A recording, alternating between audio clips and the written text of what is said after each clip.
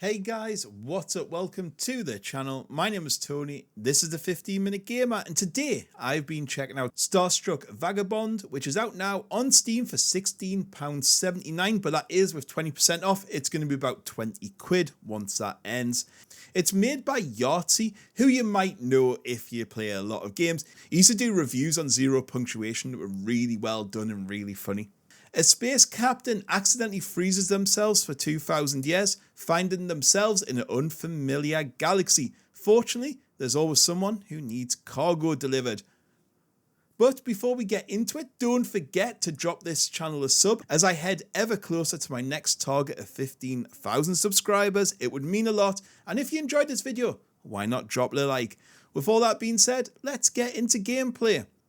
I saw someone describe Starstruck as a cozy monotony, and I would kind of agree. It's basically a relaxing space trucking game. If you want something intense with lots of action, this isn't it. Some games pull this off really well and some don't quite hit it.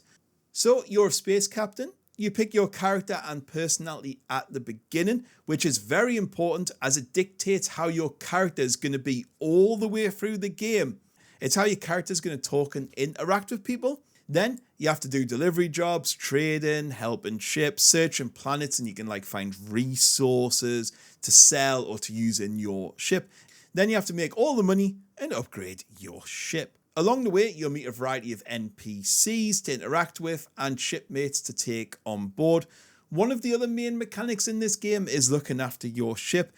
So you usually have to fix things, and this can be things just getting a bit dirty, or you might be crashing into too many asteroids, and you'll have to use a variety of tools to align, clean, and weld things. It's mainly busybody work, and it's only pressing a button. There's no interaction apart from that.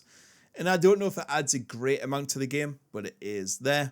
This game also features one of the worst and most annoying stamina bars known to man. Honestly, it depletes so quickly, and I really hope to patch it out, because everything you do uses stamina when you're fixing things, and you'll just be fixing something and you collapse and die, there's no coma state or anything, and then you get charged a bunch of money and you didn't even realize you were low on stamina.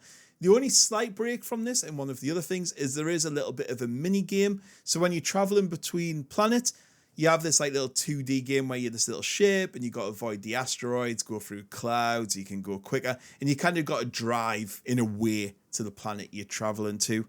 If you hit too many things, you'll have to stop and fix your ship. There's also beacons to find, which can lead to distress and helping other ships out, or you might find a derelict ship and you can usually find resources. There is a story here, but it's really, really linear, surprisingly enough. It's not particularly interesting. It's well written, but I wouldn't say it's engaging. It didn't really want me to come back for more. There was no real incentive or urgency to keep going with this story, and that is just a bit of a shame. So there's a big star map which you can go around, and each one has different planets in. You have to warp between them, but once you're in the area, then you can just move from planet to planet. Usually there's a few inhabited ones which kind of have a few buildings on them, like shipyards, or places where you can get freight from. Then there's also in uninhabited worlds where you'll have to kind of go down, and there's sometimes crash ships on there. There's loads of resources. You might have to dump some materials there.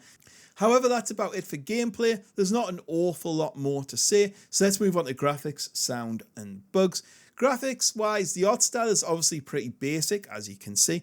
I guess compared to a lot of modern indie games, I'm not the biggest fan of it, but it's functional. It conveys what it's need to. However, I do think the UI is a bit cluttered, and I think the text boxes could have been presented a little bit better with better writing inside them. I think it would have been better to be a bit clearer, because on a 32-inch screen, it looks a little bit stretched out at times. I think there could have been some scaling options to change these. Sound design, music is decent. It gets a bit repetitive, but it's not bad. There's no voice acting or any sort of narration in the game. Being a YouTuber and he writes books and does audio books and stuff, I was expecting maybe a funny narration over the top of the story. I think it would have been really cool. So, just a bit like Hitchhiker's Guide to the Galaxy or something with that funny overtone, but there's none of that. Bugs and performance-wise, it ran pretty well. However, it's so bug-ridden. I lost my first save after about 30-40 minutes. I got soft-locked. It was really annoying. and I've read there's many more issues out there. However, they are getting patched out quickly. So in conclusion, first off, I'm not one of these YouTubers that tends to be negative about games I play, and I love being a space trucker. In fact, one of the most anticipated games for this year is Star Trucker. I can't wait for that one. This one just didn't do it for me. Starting off, I think it's way too expensive. Over £20 for this is just not worth it. There's not enough here to justify that price tag. And when I was reading about this game and I've watched the dev diaries, I've watched most of them, there was the promise of interesting things here. Like I was expecting the dialogue to be interesting, the ship customization to be quite fun, and also just that satisfying, chilled gameplay loop coming from someone who I've watched for years. But it's just all a bit shallow, and it didn't really scratch that trucking itch for me. I just don't think it did the trucking side, which it sells itself as, well enough. I think this game just needs every aspect flashed out a bit. There needs to be more dialogue options. Like it all being chosen up front for you just means there's no feeling of growth, or I didn't feel attached to my character. And also, there's just no one to really speak to. Like one of the things about, say, Stardew Valley, which is very laid back and chilled, everyone had something to say, and I just didn't think there was enough of that. Ship customization is just too limited. It's a space game. You live in your ship. I think there needs to be more. You can only do paint jobs. Like I would have liked to seen you put pictures up, a little bit of interior design just to make that ship yours. Maybe like things on the outside, like putting your ship's name down the middle or something, just to make it a bit more interesting. Cities were just a bit too empty. They weren't signposted very well, and there's no one to interact with really down there. The planets got pretty samey, the bland. There's no element of danger or anything there either. Like I would have liked to maybe seen just like a little, I don't know, little laser game where you had to shoot some bugs, or, you know, as you're landing, you had to control the little spaceship down, or just something to add a little bit, something else to it.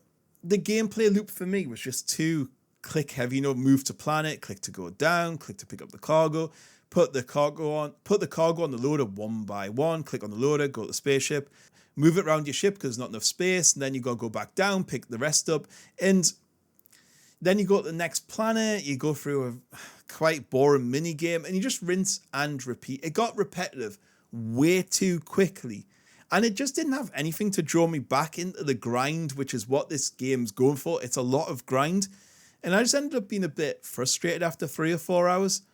It didn't really make me laugh. I didn't think the interactions were fun. It was well written, but it wasn't up to that level I was kind of expecting from him. It was just a bit, it just wasn't funny. Should you pick up this game? It's a tough one. It's not for me. I think you can tell that. I think for the price, it's not going to be for a lot of people. People won't take a risk on that one for that price. And I just kind of wish I hadn't played it for 3 hours and I could have refunded it after 2, because I'm not going to play this again. Anyways, that's all I really have to say on this one. Thank you very much, and catch us later. Goodbye.